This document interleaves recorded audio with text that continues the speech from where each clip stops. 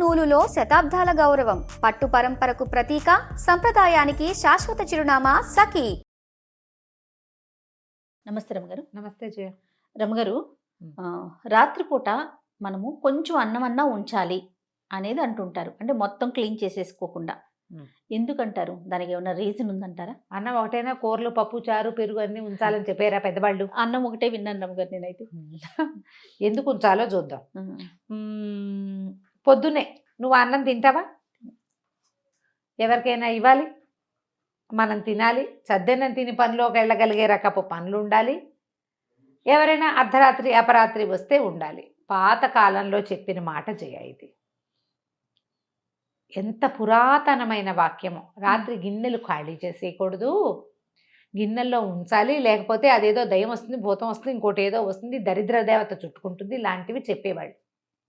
మొత్తం అంతా తుడిచేసినట్టు, లేదా మనమున్న ముగ్గురు నలుగురికే సరిపడేగా వండుకుంటే అర్ధరాత్రి అపరాత్రి ఎవరైనా చుట్టమో పక్కమో పక్కింటివాడో కనీసం ఆఖరణ ముష్టివాడో వాకిట్లో వచ్చి ఉంటే, అతిథి అభ్యాగతులు వస్తే, రోడ్డు మీద నడిచిపోయేవాళ్ళు మన వాకిట్లో మన అరుగు మీద పడుకోపోతే వాళ్ళకు ఒక ముద్ద పెట్టడం కోసం ఆ మాత్రం అన్నం ఉంచు, తుడిచేయబోక అని చెప్పేవారు.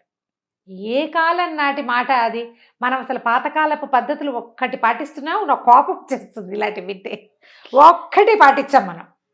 పొద్దున్నే లేచి మొహాలు కడుక్కుని సూర్యుడికి దండం పెట్టుకుంటారా, రకరకాల తిట్టాలని మీ మొహాలు మండ అని పెద్దవాళ్ళు చెప్తే ఎవ్వరు చేయరు.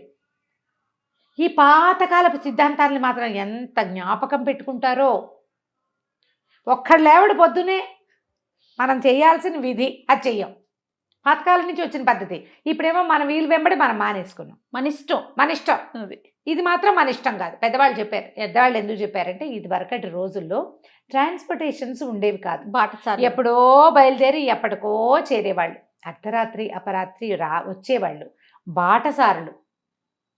ఎవరైనా ముష్టివాళ్ళు పగలల్లా తిరిగి ఆహారం దొనకరి ముష్టివాడు మన వాకిట్లోకి వస్తే, పోన్లే పాపం ఆకున్నవాడికి ఒక ముద్ద పెట్టడం కోసం ఖాళీ చెయ్యొద్దు. ఒకటి తెల్లవారి పొద్దున. దాని తోడు అప్పుడు పొయ్యి వెలిగించుకునేది ప్రక్రియ చాలా పెద్దది కాదు. రాత్రి ఎవరైనా చుట్టం వస్తే గబుక్కున్నప్పుడు ఇప్పట్లాగా టింగ్మని లైటర్ పెట్టి టాక్కమని వెలిగించేందుకు అప్పుడు అవకాశం ఉండేది కాదు. పొయ్యి వెలిగించుకోవాలి. ఆ పొయ్యిలు అందరికీ ఇళ్లల్లో ఉండేవి కాదు. వీధి వైపు పొయ్యి, వాకిట్లలో పెరళ్లల్లో ఉండేవి పొయ్యి. చీకటి పడ్డాక పొయ్యి దగ్గర కూర్చుని వంటలు గంటలు చేయలేరు, పెందరాళే వండేసుకునేవాళ్ళు. ఆ కాలపు విధానం చేయాలి. ఇప్పుడు నువ్వు రాత్రి ఒక ముద్ద అన్నం ఉంచావు, పొద్దున్నే బ్రేక్ఫాస్ట్గా దాన్ని తిరగమాత వేసుకుని తినేస్తామా?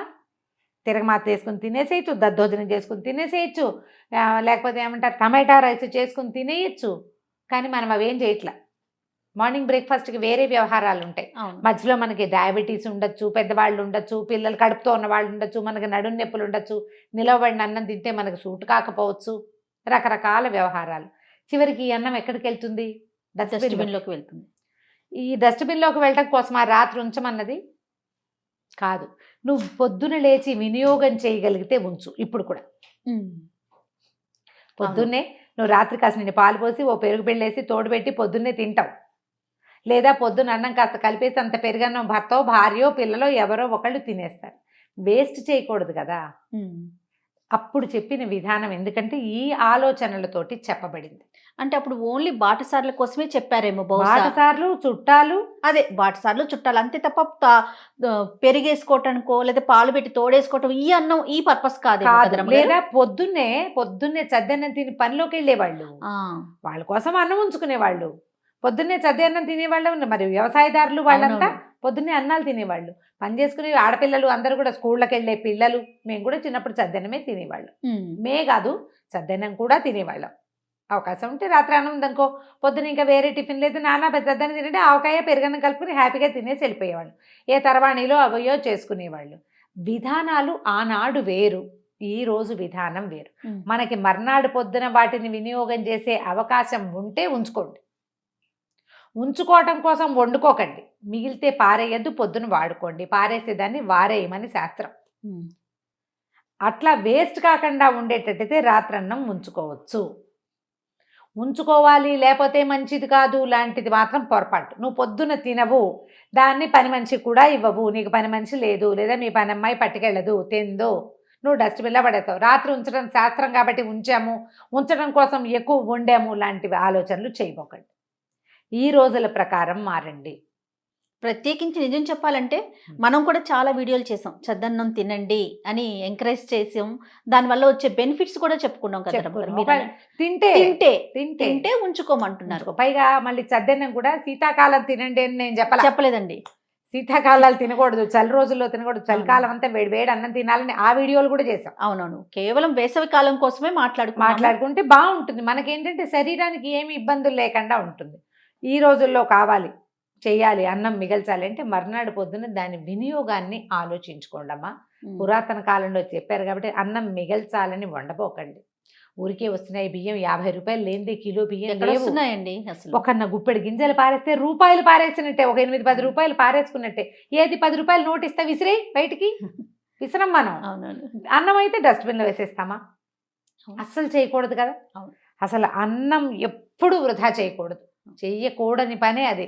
నువ్వు 10 నోటు పారేస్తే ఎవరికైనా దొరికితే ఏదైనా కొనుక్కుని తింటాడు, బతుకుతాడు ఎవడో. నువ్వు పాడైపోయిన అన్నాన్ని పారేస్తే ఎవరికి ప్రయోజనం? వృధా కదా, అది వృధా కాదు. కాబట్టి పాతకాలపు పద్ధతులు మనకి ఉపయోగపడే వ్యవహారాల కోసం చెప్పారు కానీ విధానం సిద్ధాంతం ప్రకారం చెప్పబడలేదు. ఏ పాతకాలపు సిద్ధాంతాలు కావవి. ఉపయోగం ఉండాలి.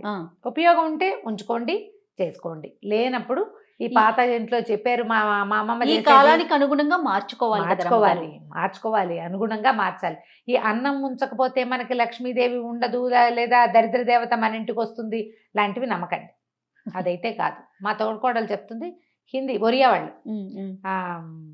పాత్రలు కరుస్తాయి బాబీ, గిన్నెల్లో నీళ్లు పోయాలి అంటుంది. పాత్రలు కరవటం అంటే ఏముంది, రేపు పొద్దుటికి ఎండిపోయి పకోడీ ముక్కలాగా అవుతాయి, తోమలేవు నువ్వు. అవునవును. రాత్రి ఏం చేయాలి, మెతుకులన్నీ ఖాళీ చేసి శుభ్రంగా నీళ్లు పోసి పెడితే పొద్దున్న చకచకా తోమేసుకోవచ్చు. ఇవన్నీ వాళ్ళ సిద్ధాంతాలు. నైతో పాత్ర కాటేంగే హమే అంటుంది, అదే డైలాగ్ అన్నమాట. పాత్రలు ఎందుకు కరుస్తాయి, పాత్ర కరవదు, నువ్వు తోమలేపోతావు రేపొద్దున. అది కదా పాతకాలపు మాట మనకు చెప్పేది. పిల్లలకి ఇలా అర్థం కాదని ఒకవేళ నేను చెప్పే అలా అన్నావు అనుకో, పాత్రలు కరుస్తాయి, కరవ్వు, నీకు గిన్నెలు ఇట్లా వదలవు అని చెప్తే నేను గట్టిగా తోమేస్తాను, ఇప్పుడు నీళ్ళు పోయటానికి నాకు బద్ధకం అంటారు. అలా కాకుండా ఒక చిన్న భయం పెడితే ఇది చేస్తారని చెప్పబడిందే కానీ పురాతనమైన పద్ధతి అయినా మీ ఆలోచన ఈ రోజుకి అనుగుణంగా వస్తువు వృధా కాకుండా ఉపయోగపడేలాగా ప్లాన్ చేసుకోండి. పాత పద్ధతుల్ని కంటిన్యూ చేయొచ్చు మన అవసరాన్ని అవకాశాన్ని బట్టి, అంతే. రైట్ రమ్మ గారు, నమస్తే. నమస్తే.